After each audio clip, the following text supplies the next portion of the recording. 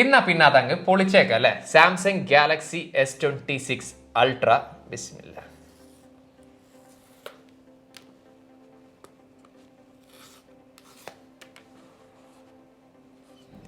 ഇതാണ് Samsung Galaxy S26 ultra. ബോക്സിനകത്ത് as usual പ്രത്യേകിച്ച് ഒന്നുമില്ല. നമ്മുടെ C2C ചാർജിങ് കേബിളാണ് ഇതിൻ്റെ കൂടെ ലഭിക്കുന്നത്. പിന്നീട് നമ്മുടെ ഒരു സിം ഇജക്ടർ, പിന്നെ ഡോക്യുമെൻറ്റ്സും കാര്യങ്ങളൊക്കെ.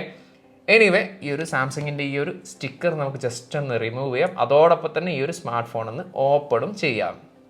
നിർഭാഗ്യവശാൽ S26ഉം S26 പ്ലസും നമുക്ക് ലഭിച്ചിട്ടില്ല. ഈ ഒരു S26 അൾട്രയാണ് ലഭിച്ചിട്ടുള്ളത്. സോ ഫസ്റ്റ് ഇംപ്രഷൻ എന്നുള്ള രീതിയിലായിരിക്കും നമ്മൾ ഈ ഒരു വീഡിയോ ചെയ്യുന്നുണ്ടാവുക.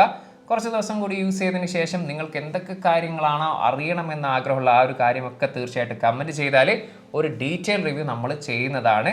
മാത്രമല്ല ഇതിൽ ഒന്ന് രണ്ട് എക്സൈറ്റ്മെൻ്റ് ആയിട്ടുള്ള ഫീച്ചേഴ്സും കാര്യങ്ങളുണ്ട്. എസ്പെഷ്യലി പ്രൈവസി സ്ക്രീനും കാര്യങ്ങളൊക്കെ എത്തരത്തിൽ പ്രോപ്പറായിട്ട് വർക്ക് ചെയ്യുന്നുണ്ടോ, അത് ഹാർഡ്വെയർ ആണോ സോഫ്റ്റ്വെയർ ആണോ എന്നുള്ള കാര്യമൊക്കെ തീർച്ചയായിട്ടും ഈ ഒരു വീഡിയോയിലൂടെ പറയുന്നുണ്ട്.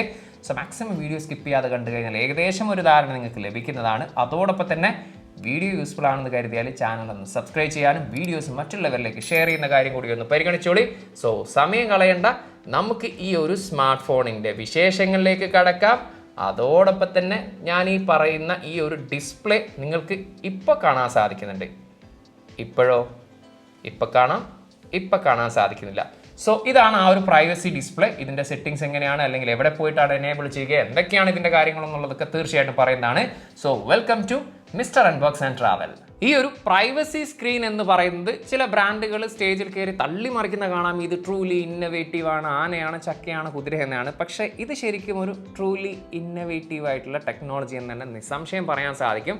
ചിലർക്കെങ്കിലും സംശയം ഉണ്ടാവും ഇതൊരു ഹാർഡ്വെയർ ആണോ അല്ലെങ്കിൽ സോഫ്റ്റ്വെയർ ഗിമ്മിക്കോ കാര്യമാണോ എന്ന് ചോദിച്ചു കഴിഞ്ഞാൽ ഹാർഡ്വെയർ ടെക്നോളജി തന്നെയാണ്. ഈ ഒരു ഡിസ്പ്ലേയിൽ 3 ലെയർ പിക്സൽ ടെക്നോളജിയാണ് യൂസ് ചെയ്തിരിക്കുന്നത്.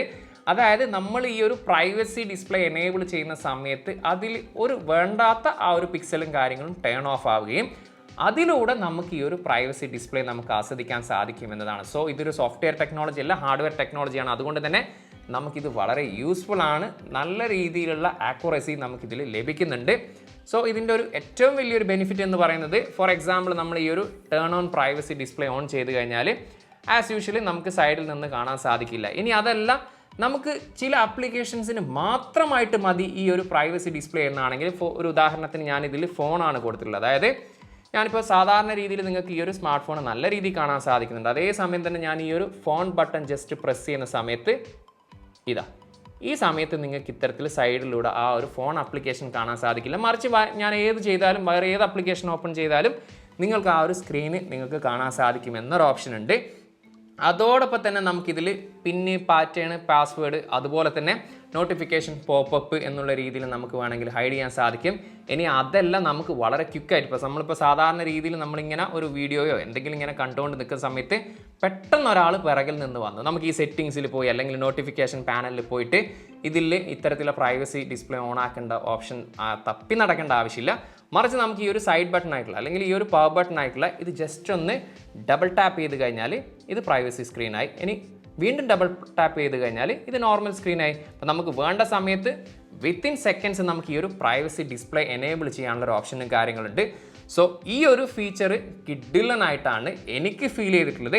നിങ്ങൾക്ക് ഈ ഒരു ഫീച്ചർ യൂസ്ഫുൾ ആണോ എന്നുള്ള കാര്യം തീർച്ചയായിട്ടും ഒന്ന് കമൻറ്റ് ചെയ്തോളി. ഡിസൈൻ ആൻഡ് ബിൽഡ് ക്വാളിറ്റിയെ കുറിച്ച് പറയുന്നതിന് മുമ്പ് ഒഫീഷ്യലായിട്ടുള്ള സ്പെസിഫിക്കേഷൻ ഷീറ്റും കാര്യങ്ങളും നമുക്ക് ലഭിക്കാത്തത് കൊണ്ട് തന്നെ ഒരു പക്ഷേ ഞാൻ ഈ പറയുന്നതിൽ എന്തെങ്കിലും ചെറിയ വ്യത്യാസങ്ങളോ കാര്യങ്ങളോ സംഭവിച്ചേക്കാം. എനിവേ ഡീറ്റെയിൽ റിവ്യൂ പറയുന്ന സമയത്ത് അതൊക്കെ നമ്മൾ ക്ലിയർ ചെയ്യുന്നതാണ്. എനിവേ കഴിഞ്ഞ വർഷത്തെ S25 അൾട്ര 8.2 mm ആയിരുന്നു തിക്നെസ് എങ്കിൽ ഇത്തവണ 7.9 mm ആണ് തിക്നെസ് വരുന്നത്. അതുപോലെ തന്നെ 218 ഗ്രാം ഉണ്ടായിരുന്ന S25 അൾട്രയിൽ നിന്നും 214 ഗ്രാം, 4 ഗ്രാം വെയിറ്റ് കുറഞ്ഞിട്ടാണ് വരുന്നത്. കഴിഞ്ഞ വർഷത്തേക്കാൾ കുറച്ചും കൂടി ആ ഒരു എഡ്ജസിൽ കർവ് ഡിസൈൻ ഉൾപ്പെടുത്തിയിട്ടുണ്ട്. അതുകൊണ്ട് തന്നെ കുറച്ചും കൂടി കംഫർട്ടായിട്ട് നമുക്ക് യൂസ് ചെയ്യാൻ സാധിക്കുന്നുണ്ട്. അതേപോലെ തന്നെ മറ്റൊരു വ്യത്യാസം എന്ന് പറയുന്നത് കഴിഞ്ഞ വർഷത്തെ ബോഡി ഫ്രെയിം ടൈറ്റാനിയം ആയിരുന്നെങ്കിൽ ഇത്തവണ ആർമർ അലൂമിനിയമാണ് ബോഡി ഫ്രെയിമായിട്ട് യൂസ് ചെയ്തിരിക്കുന്നത്. അതുപോലെ തന്നെ എടുത്ത് പറയേണ്ട മറ്റൊരു വ്യത്യാസം എന്ന് പറയുന്നത് ഇത്തരത്തിൽ കേർവഡ് ഡിസൈൻ ഉൾപ്പെടുത്തിയത് കൊണ്ട് തന്നെ നമുക്ക് ഈ ഒരു എസ് പെന്നിൻ്റെ ഒരു കോർണറിലും ഒരല്പം കേർവ് കാണാൻ സാധിക്കും. അതുകൊണ്ട് തന്നെ നമുക്ക് തോന്നുന്ന രീതിയിൽ ഈ ഒരു എസ് പെന്നെ നമുക്ക് ഇതിൽ ഇൻസേർട്ട് ചെയ്യാൻ സാധിക്കുന്നത് അല്ലേ. ഇനി അത്തരത്തിൽ ഇൻസേർട്ട് ചെയ്താലും കുഴപ്പം കാര്യങ്ങളൊന്നുമില്ല. നമ്മൾ തിരിച്ചാണ് ഇടുന്നതെങ്കിൽ ഈ ഒരു കോർണർ ഭാഗത്ത് ഒരല്പം ബൾജായിട്ട് നിൽക്കുന്നതാണ്. സോ പ്രോപ്പറായിട്ട് ഇടുന്നതായിരിക്കും കുറച്ചും കൂടി ബെറ്റർ ആയിട്ട് വരിക. കഴിഞ്ഞ വർഷത്തെ പോലെ തന്നെ കോർണിംഗ് ഗോറില്ല ഗ്ലാസിൻ്റെ വിക്ടസ് 2 ആണ് പിറകിൽ പ്രൊട്ടക്ഷനായിട്ട് യൂസ് ചെയ്തിരിക്കുന്നത്. കോർണിംഗ് ഗോറില്ല ഗ്ലാസിൻ്റെ ആർമർ 2 ആണ് കഴിഞ്ഞ വർഷത്തെ പോലെ തന്നെ ഡിസ്പ്ലേയിലും പ്രൊട്ടക്ഷനായിട്ട് വരുന്നത്.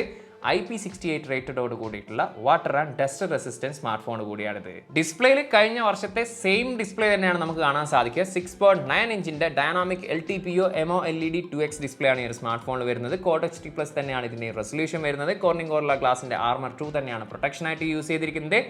ഈ പറഞ്ഞിട്ടുള്ള ആൻറ്റി റിഫ്ലക്റ്റീവ് സ്ക്രീൻ തന്നെയാണ് ഈ ഒരു സ്മാർട്ട് ഫോണിൽ യൂസ് ചെയ്തിരിക്കുന്നത്. അൾട്രാസോണിക് ഫിംഗർ പ്രിന്റ് സ്കാനറോട് കൂടിയിട്ടുള്ള ഡിസ്പ്ലേ തന്നെയാണ് വരുന്നത്. സോ ഡിസ്പ്ലേ വൈസ് എടുത്ത് പറയാൻ പ്രത്യേകിച്ച് ഒന്നുമില്ല. കഴിഞ്ഞ വർഷത്തെ ആ ഒരു കിഡിലൻ ഡിസ്പ്ലേ തന്നെയാണ് നമുക്ക് ഈ ഒരു സ്മാർട്ട് ഫോണിൽ കാണാൻ സാധിച്ചിട്ടുള്ളത്.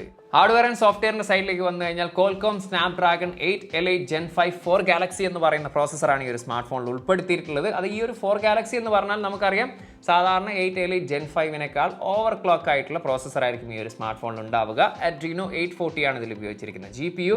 സോ ഓൾറെഡി പ്രൂവൺ ആയിട്ടുള്ള പ്രോസസ്സറാണ്, കിഡിലൻ പ്രോസസ്സറാണ്. അതുകൊണ്ട് തന്നെ പെർഫോമൻസ് വൈസ് യാതൊരു തരത്തിലുള്ള ഇഷ്യൂ കാര്യങ്ങളും വരുന്നതല്ല. ഡീറ്റെയിൽ റിവ്യൂ ചെയ്യുന്ന സമയത്ത് നമ്മൾ ഡീറ്റെയിൽ ആയിട്ട് ഇതിനെ അത് ചെക്ക് ചെയ്യുന്നതാണ്. 3 മെമ്മറി വേരിയൻസിലാണ് ഈ ഒരു സ്മാർട്ട് ഫോൺ GCCയിൽ അവൈലബിൾ ആവുക. 12GB റാമിൽ 256GB, 12GB റാമിൽ 512GB. കഴിഞ്ഞ വർഷം 12GB റാമിൽ 1TB ആയിരുന്നെങ്കിൽ ഇത്തവണ 16GB റാമിൽ 1TB ആയിരിക്കും GCCയിൽ അവൈലബിൾ ആവുന്നുണ്ടാവുക.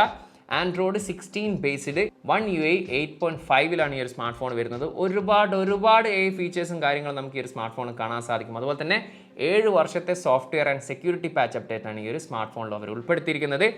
അതുപോലെ ബാറ്ററി കഴിഞ്ഞ വർഷത്തെ സിമിലർ ആയിട്ടുള്ള 5000 mAh ബാറ്ററി തന്നെയാണ് ഈ ഒരു സ്മാർട്ട് ഫോണിൽ ഉൾപ്പെടുത്തിയിട്ടുള്ളത്. പക്ഷേ കഴിഞ്ഞ വർഷം 40 വാട്ട് ആയിരുന്നു ചാർജിങ് സ്പീഡ് എങ്കിൽ ഇത്തവണ അത് 60 വാട്ട് ചാർജറാണ് ഇതിൽ സപ്പോർട്ടാണ്. അതുപോലെ തന്നെ കഴിഞ്ഞ വർഷം 15 വാട്ടിൻ്റെ വയർലെസ് ചാർജിങ് ആയിരുന്നു സപ്പോർട്ടെങ്കിൽ ഇത്തവണ അത് 25 വാട്ടിൻ്റെ വയർലെസ് ചാർജിങ് ആണ് സപ്പോർട്ടായിട്ട് വരുന്നത്. ഇനി ചിലർക്കെങ്കിലും ഉണ്ടാകുന്ന സംശയമാണ് ഈ ഒരു S Penൽ ബ്ലൂടൂത്ത് ഇത്തവണ ഉൾപ്പെടുത്തിയിട്ടുണ്ടോ എന്ന് ചോദിച്ചു കഴിഞ്ഞാൽ കഴിഞ്ഞ തവണ എടുത്തത് കൊണ്ട് തന്നെ ഇത്തവണ നമുക്കിതിൽ ബ്ലൂടൂത്തിൻ്റെ സപ്പോർട്ട് ഉണ്ടാവുന്നതല്ല.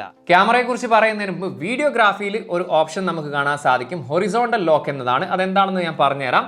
അത്തരത്തിൽ നമ്മൾ ഹൊറിസോണ്ടൽ ലോക്ക് എനേബിൾ ചെയ്തിട്ടാണ് നമ്മൾ വീഡിയോ എടുക്കുന്നതെങ്കിൽ, ഫോർ എക്സാമ്പിൾ ഇത്തരത്തിൽ ലാൻഡ്സ്കേപ്പ് മോഡിൽ നമ്മൾ വീഡിയോ എടുത്തുകൊണ്ടിരിക്കുന്ന സമയത്ത് തന്നെ നമ്മുടെ ഫോൺ ഇത്തരത്തിൽ പോർട്രേറ്റ് മോഡിലേക്ക് മാറ്റുകയാണെങ്കിൽ സാധാരണ രീതിയിൽ നമ്മൾ എടുക്കുന്ന ആ ഒരു വീഡിയോ ഫുട്ടേജ് പെട്ടെന്ന് തന്നെ പോർട്രേറ്റിലേക്ക് മാറുന്നതാണ്. പക്ഷേ ഈ ഒരു ഹൊറിസോണ്ടൽ ലോക്ക് ഓൺ ചെയ്തിട്ടാണ് ഞാൻ ഷൂട്ട് ചെയ്യുന്നതെങ്കിൽ എങ്ങനെയായിരുന്നോ ഈ ഒരു ലാൻഡ്സ്കേപ്പിൽ ഞാൻ വീഡിയോ ഷൂട്ട് ചെയ്ത് കൊണ്ടിരുന്നത് അതേ ഒരു ഫ്രെയിമിൽ തന്നെ നമ്മൾ ഇത്തരത്തിൽ പോർട്രേറ്റിൽ വെച്ചാലും നമുക്ക് ആ ഒരു വീഡിയോ ലഭിക്കുമെന്നത് കിഡിലനായിട്ട് തന്നെ എനിക്ക് ഫീൽ ചെയ്തിട്ടുണ്ട്.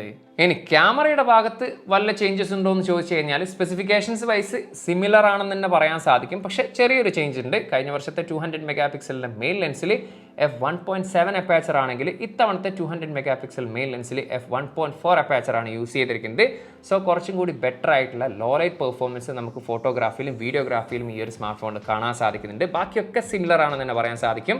50 MP ultra wide lens, 50 MP 5x telephoto lens, 10 MP 3x telephoto lens, 12 MP selfie camera. So photography നമുക്ക് എല്ലാവർക്കും അറിയുന്ന പോലെ തന്നെ കഴിഞ്ഞ വർഷത്തെ S25 അൾട്രയുടെ ഫോട്ടോഗ്രാഫി കിഡിലനാണ്. സോ ആ ഒരു പെർഫോമൻസ് അതുപോലെ തന്നെ ലോ ലൈറ്റ് പെർഫോമൻസിൽ കുറച്ചും കൂടി ബെറ്റർ ആയിട്ടുള്ള കിഡിലനായിട്ടുള്ള ഫോട്ടോഗ്രാഫി നമുക്ക് ഈ ഒരു സ്മാർട്ട് ഫോണിൽ ആസ്വദിക്കാൻ സാധിക്കുന്നുണ്ട്. ഇനി വീഡിയോഗ്രാഫിയുടെ സൈഡിലേക്ക് വന്നു കഴിഞ്ഞാലും സിമിലർ തന്നെയാണ്. കഴിഞ്ഞ വർഷത്തെ പോലെ തന്നെ 8K 30 frames per second, 4K 60 frames per second portrait video നമുക്ക് സെൽഫിയിലും അതുപോലെ തന്നെ റിയർ ക്യാമറയിൽ എടുക്കാൻ സാധിക്കും. റോ ഫോർമാറ്റിൽ അഥവാ ലോഗ് ഫോർമാറ്റിൽ നമുക്ക് ഇതിൽ പ്രോ മോഡിൽ വീഡിയോഗ്രാഫി ഷൂട്ട് ചെയ്യാൻ സാധിക്കുന്നുണ്ട്. ഇനി സ്ലോ മോഷൻ ആണെങ്കിൽ 4K 120 FPS ഫുൾ HD-ലാണെങ്കിൽ 240 FPS നമുക്ക് വീഡിയോഗ്രാഫിയും ഇതിൽ ഷൂട്ട് ചെയ്യാൻ സാധിക്കുന്നതാണ്. സോ ഡീറ്റെയിൽ റിവ്യൂ ചെയ്യുന്ന സമയത്ത് നമ്മൾ ഈ ഒരു ഓരോ ക്യാമറയെക്കുറിച്ചും അതുപോലെ തന്നെ വീഡിയോഗ്രാഫിയും കാര്യങ്ങളെക്കുറിച്ചൊക്കെ ഡീറ്റെയിൽ ആയിട്ട് തന്നെ പറയുന്നതാണ്. സോ ഇതൊക്കെയാണ് ഒരു ബ്രീഫായിട്ട് ഈ ഒരു സ്മാർട്ട് ഫോണിനെ കുറിച്ച് ഒരു ഫസ്റ്റ് ഇംപ്രഷൻ എന്നുള്ള രീതിയിൽ എനിക്ക് ഫീൽ ചെയ്തിട്ടുള്ളത്. സോ നിങ്ങൾക്ക് ഈ ഒരു സ്മാർട്ട് ഫോണിനെ കുറിച്ച് എന്താണോ ഫീൽ ചെയ്യുന്നത് തീർച്ചയായിട്ടും ആ ഒരു കാര്യം ഒന്ന് കമൻറ്റ് ചെയ്തോളി. സോ ഇതുവരെ ഈ ഒരു സ്മാർട്ട് ഫോണിൻ്റെ പ്രൈസ് റിവീൽ ചെയ്യാത്തതുകൊണ്ടാണ് ഞാൻ ഈ ഒരു പ്രൈസും കാര്യങ്ങളൊന്നും ഈ ഒരു സ്മാർട്ട് ഫോണിനെ കുറിച്ച് ഇതിൽ പറയാത്തത്. സോ ഈ ഒരു വീഡിയോ യൂസ്ഫുൾ ആണെന്ന് കരുതിയാൽ ചാനൽ ഇതുവരെ സബ്സ്ക്രൈബ് ചെയ്യാത്തവരാണെങ്കിൽ ചാനൽ ഒന്ന് സബ്സ്ക്രൈബ് ചെയ്തോളി. ഇനി ഈ ഒരു സ്മാർട്ട് ഫോണിൻ്റെ ഡീറ്റെയിൽ റിവ്യൂ ചെയ്യുന്ന സമയത്ത് എന്തൊക്കെ കാര്യങ്ങളാണോ ഉൾപ്പെടുത്തേണ്ടത് ആ ഒരു കാര്യം തീർച്ചയായിട്ടും ഒന്ന് കമൻറ്റ് ചെയ്തോളി. സോ മറ്റൊരു പുതിയൊരു വീഡിയോയിൽ കാണാമെന്ന പ്രതീക്ഷയിൽ തൽക്കാലം ഞാൻ ഇവിടെ പറയുന്നു. സെയ്ദ് ഇർഷാദ്.